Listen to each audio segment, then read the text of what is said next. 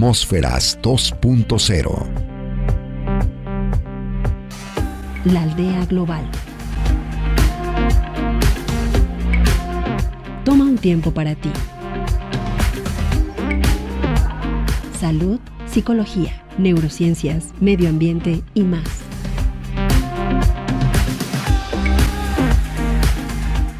Conducido por la especialista en educación ambiental, María del Rayo.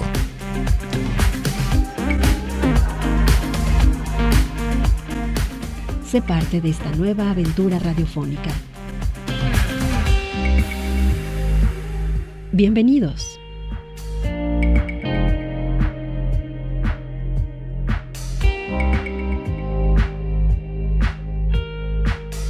El tema del día de hoy, bueno, pues es un tema súper interesante. ¿Qué papel juegan las hormonas sexuales en la aparición de tumores cerebrales? Y a que no habíamos hecho este cruzamiento. Pensamos en las hormonas sexuales y cuando hay una situación de tumor, pues pensamos que tiene que ser también en el aparato reproductor masculino o femenino. Pero no se nos había ocurrido que en el cerebro pudiera estar esta vinculación estrechísima entre estas hormonas sexuales y algún tipo de tumor cerebral. Bueno, pues antes que nada agradezco a Isabel Cruz en la producción, a los controles operativos a Raúl Peguero. Saludo a las estaciones de Ameca, Autlán, Ciudad Guzmán, Colotlán, Ocotlán, Lagos de Moreno y Puerto Vallarta. Nuestra invitada es la doctora Irene Aguilar García. Ella es egresada del doctorado en Ciencias Biomédicas del Centro Universitario de Ciencias de la Salud, CUCS, de nuestra casa de estudios. Vamos a una información de producción y volvemos.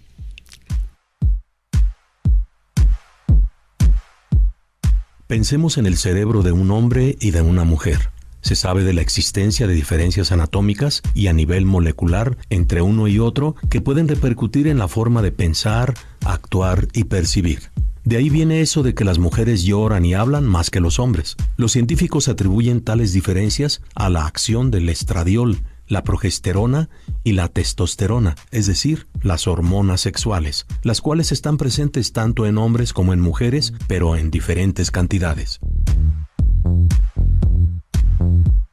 Si las hormonas sexuales desempeñan diferentes funciones, se debe a que las células de ciertos órganos contienen receptores específicos para cada una de ellas, los cuales básicamente son proteínas capaces de recibirlas, provocando cambios en la actividad de esas células.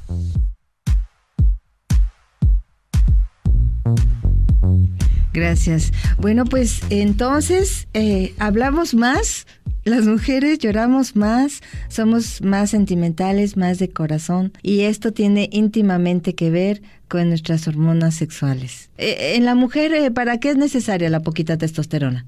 Bueno, la testosterona finalmente se va a transformar en estradiol por la acción de la enzima aromatasa. Entonces, es necesaria para que se produzca el estradiol. Y bueno, el estradiol está implicado en muchas funciones, tanto fisiológicas como es precisamente el control de la densidad ósea, que es muy importante para las mujeres. Está también implicado en la movilización del colesterol. Y a nivel central, es decir, además de que la producción principal está dada en gónadas, también hay una producción a nivel cerebral y está relacionado principalmente con la neuroprotección, con la proliferación celular y evita que nuestras células, de alguna manera, nuestras células neuronales mueran. Entonces tiene papeles muy importantes tanto a nivel circulatorio como a nivel central. Muy bien. ¿Cómo es esta relación de nuestras hormonas sexuales con la aparición de los tumores cerebrales? Sí. Bueno, primero, para definir qué es una hormona y qué es mejor. Primero, antes que nada, ¿qué es una hormona sexual? Una hormona sexual es una hormona esteroidea que se produce principalmente, como mencionaba, en las gónadas. Uh-huh. Tiene múltiples funciones. Como tú comentabas, el estradiol es el que se produce más en las mujeres y la testosterona en los hombres. Gracias a ello tenemos las características sexuales secundarias en los picos de crecimiento, en la adolescencia, y la disminución de estas hormonas, en el caso de las mujeres en la menopausia, pues trae consigo también algunos problemas que ya son conocidos precisamente por todas las funciones que tienen y con lo que está relacionado. Hay algunas terapias hormonales donde hay hormonas de sustitución, pero lo ideal es consumir alimentos que contengan fitoestrógenos, porque también tiene pues este componente de que si son cantidades muy elevadas puede también producir células cancerosas. Entonces hay una relación y una línea muy estrecha entre lo benéfico y lo perjudicial. Y bueno, entonces comentábamos esto de lo que es una hormona sexual y para qué sirve, ¿verdad? Así es. Y bueno, particularmente en los tumores cerebrales, que es el tema que estábamos viendo, difícilmente se podría encontrar una correlación entre el crecimiento de tumores cerebrales y su relación con las hormonas. Sí. Sin embargo, ya se han realizado algunos estudios donde en biopsias de pacientes con diferentes tumores cerebrales, donde los más comunes y más agresivos son los astrocitomas. Los astrocitomas son un tipo de tumor muy particular que provienen o se generan de las células gliales, que son las células que tenemos en el cerebro y que le dan soporte y estructura a las neuronas, que son las que finalmente llevan el impulso nervioso, pero si no lo podrían hacer sin estas células que se llaman glía, ¿no? Entonces estas células pueden hacerse cancerosas y pueden provocar tumores muy agresivos. De hecho, son los más comunes y los más agresivos, y hasta el momento no hay un tratamiento que pueda alargar la sobrevida de los pacientes en el grado más agresivo, que es el grado 4. No sobreviven las personas más de 15 meses hasta el momento. Sí. Esto con la resección quirúrgica, la radioterapia y la quimioterapia no se logra. No se logra. Y pero entonces, bueno, antes de este paso al tumor cerebral, preguntarte, sí. ¿El estradiol entonces es lo que nos hace lloronas, sensibles y digamos que también en nuestra cosa femenina, el estradiol? Sí, el estradiol y también aunado a la progesterona. A la progesterona. ¿Y los estrógenos? Exactamente. Ajá, todo junto. Todo junto. Todo el 17-beta estradiol es un tipo de estrógeno que es el que está presente, de hecho, en todos los mamíferos, de lo que habla pues de su importancia incluso evolutiva, ¿no? Ajá. En todos los mamíferos tenemos más abundante Y entonces nosotras tenemos más estradiol y los varones, desde luego, más testosterona, ¿no? Así es. Vamos a ir a una pausa, volvemos.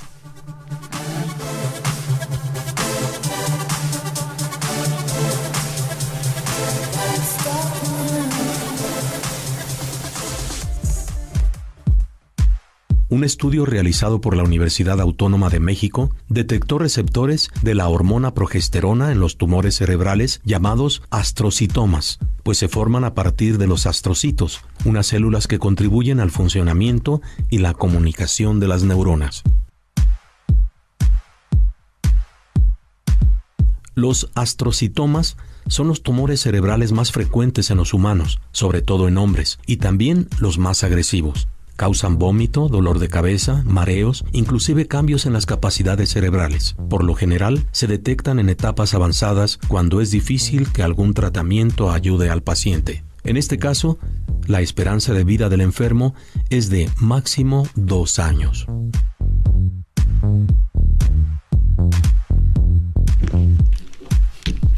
Estamos así conversando sobre el papel que juegan las hormonas sexuales en la aparición de tumores cerebrales. Entonces, tenemos que las hormonas femeninas nos dan toda esta cosa bonita y formidable que nos hace ser mujeres, y a los hombres, pues, varones. Pero en estas investigaciones, ¿cómo llega al tumor cerebral? Ya decíamos que hay una producción de las células, de los astrocitos particularmente, de estrógenos. Un poquito antes de esto. Sí. Entonces, estos astrocitos están íntimamente, podría decirse que están relacionados con, ya el tumor en sí, que es un muy maligno. Uh-huh. Ajá. Con esta generación de las hormonas sexuales es como una deformación. Quiero entender cómo es esta cosa que pasa. Sí, los astrocitos empiezan a producir una mayor cantidad de estrógenos, de estradiol particularmente. Entonces, como ya el estradiol, una de las funciones que tiene es la proliferación celular, pero en este caso la proliferación celular pues nos perjudica bastante, porque ya de entrada está el tumor, las células están produciendo de manera descontrolada, entonces el estradiol ayuda a que haya todavía una mayor producción de células, entonces el tumor suele ser más agresivo, suele ser más grande y además de que la característica de estos tumores es que son altamente infiltrantes. De acuerdo a la Organización Mundial de la Salud, los tumores cerebrales se categorizan en 4 grados. Esto de acuerdo a la malignidad o a la agresividad que tienen estos. En el caso del grado 4, se tiene que es un tumor muy infiltrante, es decir, invade todo el parénquima cerebral o todo el tejido sano que está a su alrededor, y cuando se hace la resección quirúrgica es imposible extraer todo el tumor porque siempre van a quedar celulitas regadas por ahí, ¿no? Entonces esas mismas celulitas que quedan ahí ¿se proliferan? Vuelven a proliferar y forman nuevamente otro tumor que puede ser incluso más agresivo. ¿Y este tipo de tumores tan malignos y tan invasivos se da más en las mujeres que en los varones? Este tipo particular del glioblastoma se da más en hombres que en mujeres. Pero también hay y en personas en promedio de 50 años en adelante. En adelante. Y pero no podríamos saber si se está desarrollando ese tumor, porque es evidente o ya hasta que está desarrollado y empieza a tener un impacto en tus funciones bioquímicas cerebrales, neurofisiológicas, motoras. Sí, aquí también lo complicado de esto es que el tumor no tiene un lugar preferencial, puede estar en cualquier parte del cerebro. Entonces los síntomas dependerán de la localización. Pero lo que es común es que como se forma un edema cerebral, es decir, una acumulación de líquido, esto causa una presión intracraneal. Entonces hay dolores de cabeza muy intensos. Y entonces es cuando ya las personas recurren al médico y a través de imagenología o análisis imagenológicos como la resonancia magnética se dan cuenta, pero sí, el tumor, cuando ya hay estos síntomas, el tumor ya está avanzado. Ya está avanzado, ¿verdad? Sí. Antes de eso no podemos darnos cuenta. Lo que es importante es conocer las funciones normales del cerebro, ¿no? Sí. El cerebro, digamos que es nuestro núcleo de existencia. Pues en este tenemos la imaginación, el pensamiento, la inteligencia, incluso cómo nos desarrollamos con nuestro entorno, como el movimiento, el equilibrio, también funciones vitales como la respiración, los latidos del corazón, la presión, y todas las funciones vitales y no vitales y lo que nos hacen ser lo que somos están reguladas por el cerebro. Entonces, si nosotros conocemos las funciones normales y cómo debe de estar, cuando nosotros notamos un cambio, es importante saber que algo no está bien, que nuestro cuerpo nos está diciendo algo aquí está pasando, ¿no? Entonces, si nosotros sentimos de repente como ciertos mareos, que son como los síntomas más comunes, o la visión doble cuando están en áreas relacionadas con la visión, o dolores de cabeza muy intensos, incluso muchas veces las personas dejan pasar un periodo muy largo, y entre más tiempo pasa, obviamente pues es más complicado que se tenga un mejor resultado. Desde luego, sí. Pero entonces lo que entiendo es que cuando ya por fin nos damos cuenta que algo está pasando, el tumor puede estar ya muy avanzado en su desarrollo. Así es. En el caso de ser un tumor benigno, que también va a tener síntomas similares a los que te comento, la cirugía por sí misma puede ser un tratamiento eficaz. Por ejemplo, si hablábamos, como te comentaba, de los astrocitomas, el grado 1 es un tumor no maligno. ¿Qué hace la diferencia entre un tumor benigno y un maligno? Los tumores benignos son el crecimiento descontrolado de las células, pero que si nosotros las vemos al microscopio, su morfología va a ser muy similar a la de una célula normal, ¿no? Y además, este tumor va a encapsularse, por decirlo de alguna manera, es decir, tiene bordes definidos. Si yo quiero extraerlo, voy a poder hacerlo con facilidad, sin dejar ninguna célula tumoral. A diferencia de los malignos, que estos no tienen bordes definidos, es decir, se infiltran por todo el cerebro, tienen además, como están proliferándose las células de manera muy rápida, forman nuevos vasos sanguíneos, entonces están muy vascularizados y además tienen en el centro del tumor células necróticas, es decir, células que están muriendo, ¿no? Entonces, esa es la diferencia entre un tumor benigno y un tumor maligno. En el caso de un benigno, la cirugía puede ser una cura, por decirlo de alguna manera, y ya no hay mayor problema. En el caso de los tumores malignos, es un poco más complicado, porque como tú comentabas, una célula va a quedar ahí y esta célula puede formar un nuevo tumor. Ahora, las radioterapias no tienen el impacto que debería de tener, y aunado a esto también las quimioterapias, porque además de esto tienen sus efectos secundarios y las personas tienen una calidad de vida pues muy pobre, ¿no? Uh-huh. Entonces hace falta un poco más de investigación en relación a esto, particularmente al glioblastoma multiforme, que se sabe que es un tumor altamente agresivo, que hasta el momento ha habido mucha investigación, ha habido muchos avances.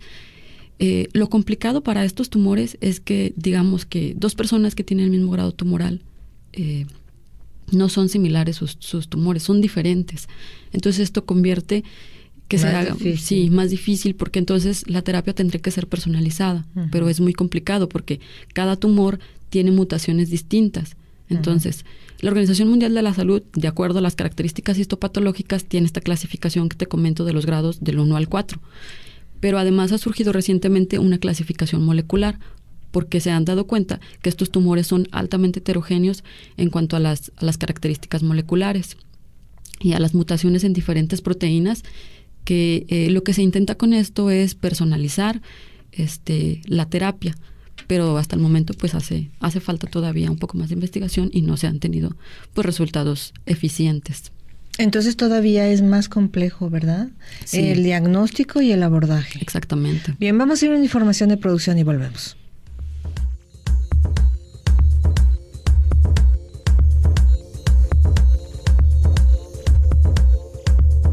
¿Conoces a alguien que haya tenido un tumor? Sí, una amiga mía. Haz de cuenta que yo sufro de migrañas y tomo una pastilla que se llama Excedrin para el dolor de migraña. Y una vez llegué con ella y tenía migraña, me decía que tenía un dolor muy fuerte. Y dije, de esa migraña. Y le di una pastillita de esas de Excedrin y se le quitó el dolor. Entonces las empezó a comprar y empezó a tomarlas. Y un día que fui a visitarla me dio la sorpresa, la noticia, me salió con la noticia de que sí estuvo padeciendo las migrañas, tomaba la pastilla, pero esta pastilla le disfrazó pues el dolor, le calmaba el dolor, pero en realidad lo que ella tenía era un tumor en la cabeza. En una ocasión dice que le dio el dolor de cabeza, se tomó la pastilla como acostumbraba y perdió el conocimiento, se desmayó. Entonces la llevaron al hospital, le hicieron tomografía, le encontraron un tumor en la cabeza del tamaño de un limón. La operaron y le dieron quimio porque sí era un tumor maligno, pero le das de cuenta que le hicieron como una máscara con una perforación exactamente donde era el tumor, y ahí fue donde se le cayó el pelo, pero ya anda bien.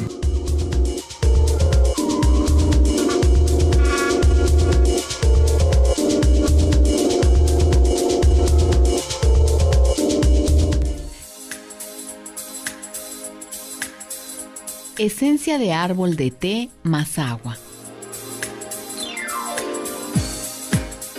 Este limpiador desinfectante se puede utilizar sobre diferentes superficies y es muy fácil de realizar.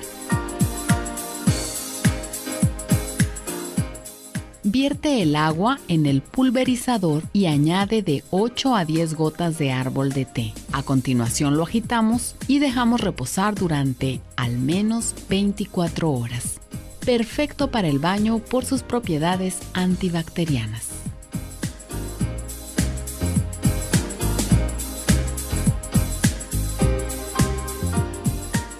Bien, pues estamos conversando con la doctora Irene Aguilar García, egresada del doctorado en Ciencias Biomédicas del Centro Universitario de Ciencias de la Salud, CUCS, de nuestra casa de estudios, sobre el papel que juegan las hormonas sexuales en la aparición de tumores cerebrales. Ella me estaba comentando en la pausa que se están presentando este tipo de tumor, inclusive en jóvenes, inclusive en muy jóvenes, y que Irene no se tiene una respuesta de por qué. No, exactamente. Bueno, algunos de los factores de riesgo que se tienen para la aparición de estos tumores es la exposición a radiaciones ionizantes, la exposición al cloro de vinilo, la exposición a pesticidas y herbicidas. Sí. Y bueno, cada vez está todo esto más... ¿Por los metales pesados? Exactamente, los metales pesados. Que se bioacumulan. Uh-huh. Es que sucede que estos metales pesados que pueden estar en alimentos que estamos consumiendo entran a nuestro cuerpo y nuestro cuerpo no es capaz de eliminarlos. Entonces se van bioacumulando, se van acumulando. Haz cuenta como si estuvieran en una cajita, ¿verdad? Pero yo supongo, y Irene, tú nos podrás decir, que al llegar a cierta proporción de estos tóxicos en nuestro organismo es cuando comienza la aparición de las células cancerígenas. Sí. Como que a lo mejor del 1 al 5 puedes aguantar, pero del 5 al 10 ya está ese factor del riesgo, después del 10, tómala. Ya aparece, ¿no? el cáncer como tal. Así es, de hecho, también hay una relación estrecha entre, como tú comentas, la acumulación de metales pesados y cáncer, por ejemplo, colorectal y otros tipos de cáncer, y también incluido entre estos el cáncer cerebral. Sí, además de todo lo que nosotros no tenemos control, todo lo que respiramos, todo lo que comemos. También, sí, claro. También ya se ha descrito que alimentos procesados tienen también un papel importante en que pueden causar mutaciones pues en las células que finalmente nos llevarán a la aparición de un cáncer, ¿no? Uh-huh. ¿Hay alguna manera de que en casa pudiéramos librarla de los pesticidas y herbicidas? Difícilmente. Pero, por ejemplo, en la verdura que venden en el supermercado, en la bolsita esa que ya está congelada, tiene ahí la procedencia. Uh-huh, ahí y sí. Ahí podemos estar seguros de que no fue regada con aguas contaminadas y demás. Pero yo creo que también el desinfectarla, el comprarla a lo mejor en un lugar que no sea de tan dudosa procedencia, podría ayudar a eliminar al menos el riesgo en cuanto a esto. Exactamente, sí. ¿Por qué tomaste este tema del papel de las hormonas en la producción de tumores cerebrales? Sí, bueno, me parece un tema muy relevante porque, como te comentaba, normalmente no asociamos la participación de las hormonas con la aparición de cáncer, excepto en el cáncer de mama, que ya está bien estudiado, que es dependiente de las concentraciones de estradiol.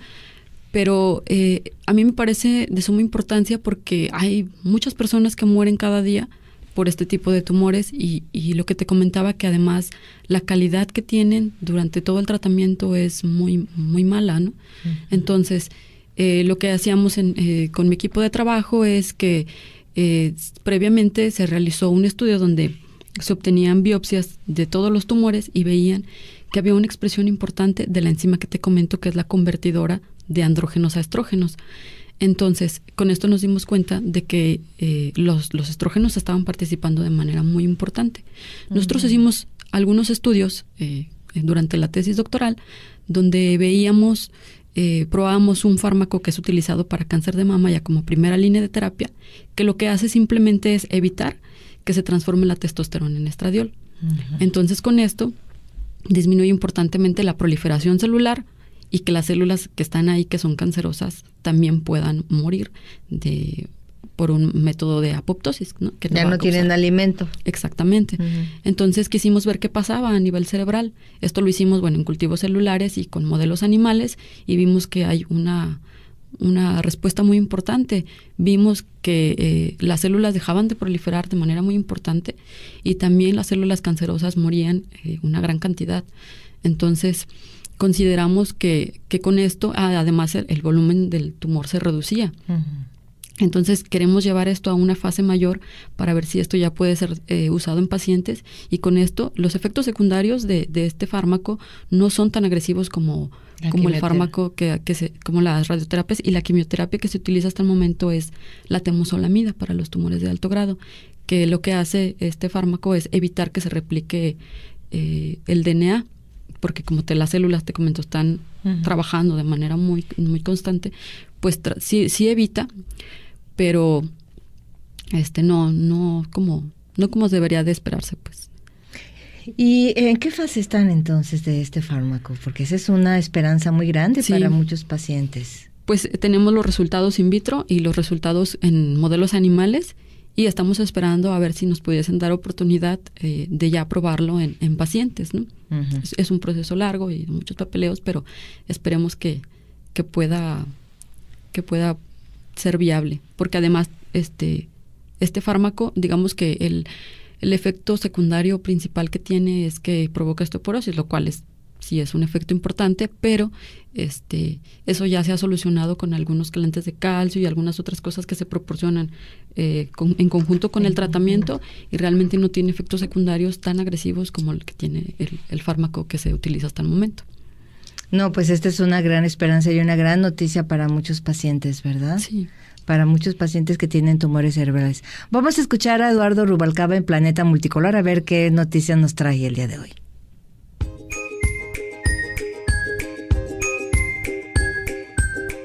¿Alguna vez has utilizado expresiones como "se te alborotó la hormona" o "la agarraste en sus días"? En realidad, estas expresiones hacen alusión a la influencia de las hormonas sexuales en nuestro estado emocional, que es solo uno de los muy variados efectos que estos mensajeros químicos tienen en el cerebro. Acompáñame a descubrir algunos aspectos fascinantes de la relación que hay entre las hormonas sexuales y el cerebro.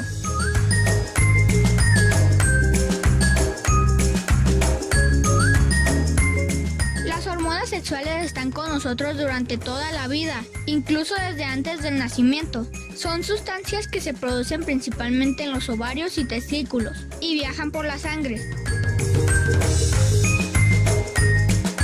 ¿Siempre estás pensando en sexo?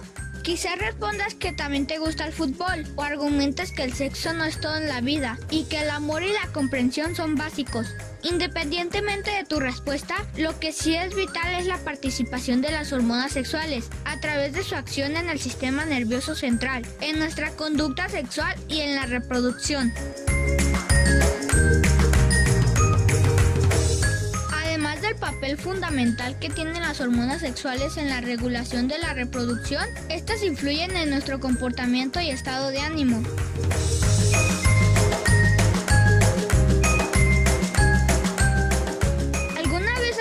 Que las hormonas pudieran ser las responsables de que tengas tanto sueño? Pues resulta que la progesterona y sus derivados tienen propiedades hipnogénicas, esto es, que inducen el sueño.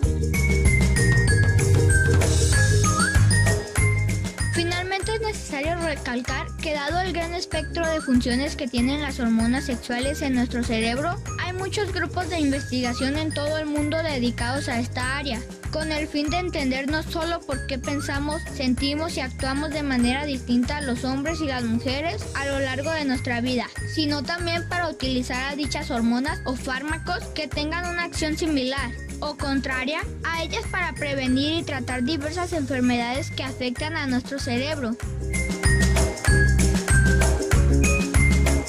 Reportó para Atmósferas 2.0 Eduardo Rubalcaba.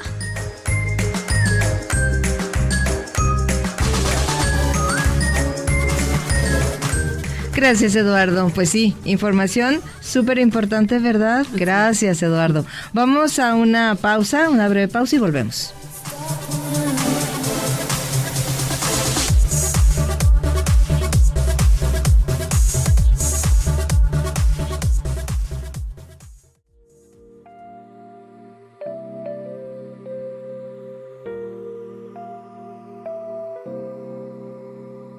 Atmósferas 2.0.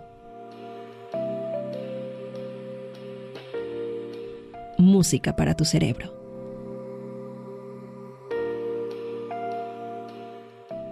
Regresamos.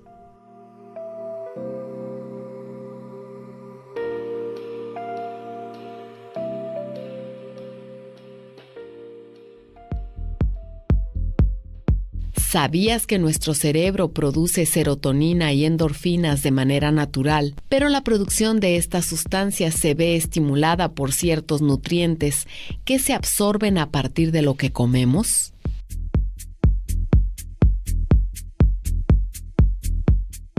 Bien, bueno, pues estamos platicando sobre el papel que juegan las hormonas sexuales en la aparición de tumores cerebrales con la doctora Irene Aguilar García, que es egresada de nuestra casa de estudios, está estudiando, terminó el doctorado de Ciencias Biomédicas, ¿verdad, doctor? Así es. Con esta tesis sobre este tema, qué interesantísimo. Y luego, pues esto, más alegría, el que este fármaco que viene, ¿no? Porque ahí viene, sí, va a dar esperanza de vida. Así es. A muchos pacientes que... Y una mejor calidad. Y una mejor calidad, desde luego. Eso es muy importante. Bueno, estamos en este último bloque del programa ¿Qué se nos queda en la mesa? ¿Qué podrías decirnos como para ir cerrando el tema? Bueno, que es importante conocer nuestro cerebro, las funciones que éste tiene y cómo trabaja de manera normal para poder identificar cuando algo está pasando o cuando algo está mal. El mismo cuerpo nos da avisos, ¿no? Entonces, ¿cómo podemos evitar este tipo de tumores, o al menos la parte que nosotros podemos mediar? Es teniendo buenos hábitos. Ya se sabe que para todo tipo de cáncer está asociado también el consumo de tabaco y alcohol. Sí. Y como tú comentabas, ¿no? Estos tumores son más frecuentes cada vez en jóvenes.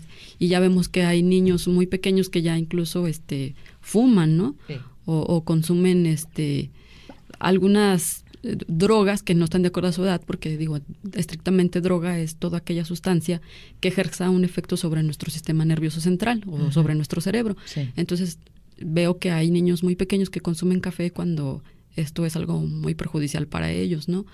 Entonces, tener esos hábitos de higiene, que ya comentábamos con relación a lo de las verduras, los parásitos, etcétera, hábitos alimenticios adecuados, como el consumo de lo más natural que podamos consumir de todo, ¿no? Evitar el consumo excesivo de azúcar.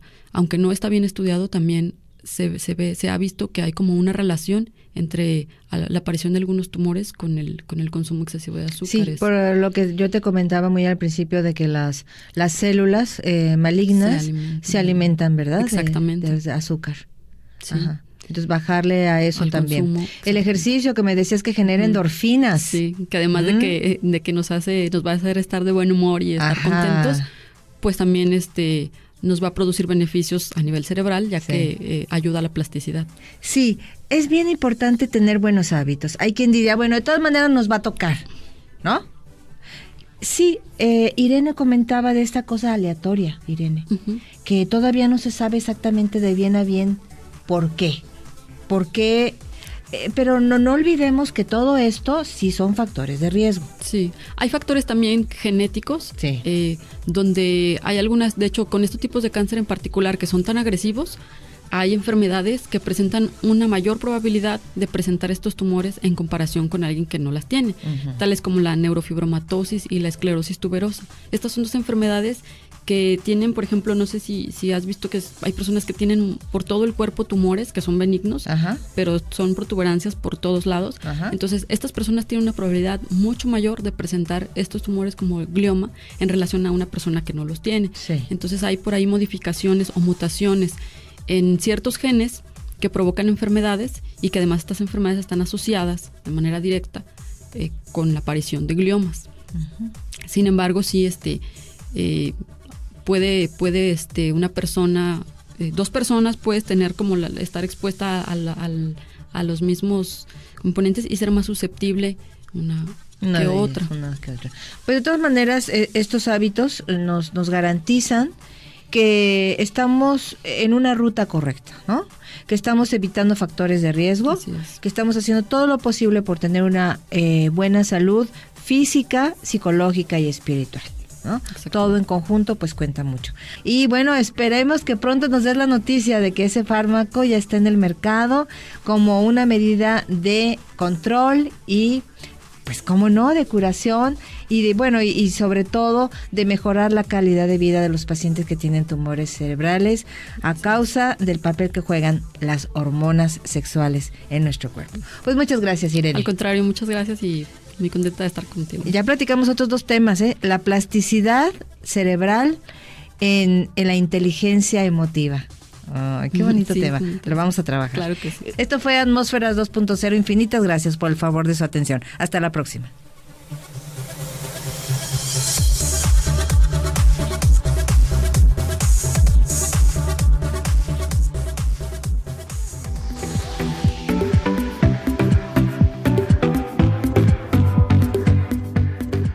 Esto fue Atmósferas 2.0.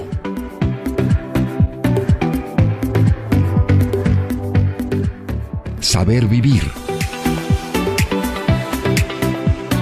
Revista dedicada a la divulgación de la ciencia.